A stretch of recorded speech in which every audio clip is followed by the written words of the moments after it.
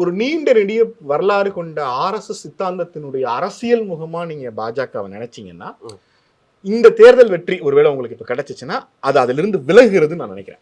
கிட்டத்தட்ட ஆர்எஸ்எஸ் சித்தாந்தம் வந்து இந்த 385 அவங்க அட்டைன் பண்ணாங்கன்னா 350 அவங்க அட்டைன் பண்ணாங்கன்னா இல்ல சிங்கிள் மெஜாரிட்டி அவங்களுக்கு கிடைக்குது அப்படின்னா ஆர்எஸ்எஸ் ரூட்ல இருந்து பாஜக விலகுது. நான் எப்படி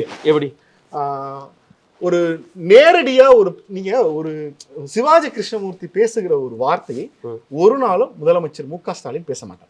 இங்க அடிப்படையில் நமக்கு ஒரு அந்த கட்சியை அவர் நடவடிக்கை எடுக்கலாம், அவரை கைது பண்ணலாம், சொந்த கருத்துன்னு சொல்லலாம். ஆனா ஒரு தலைவர் பேச மாட்டார்.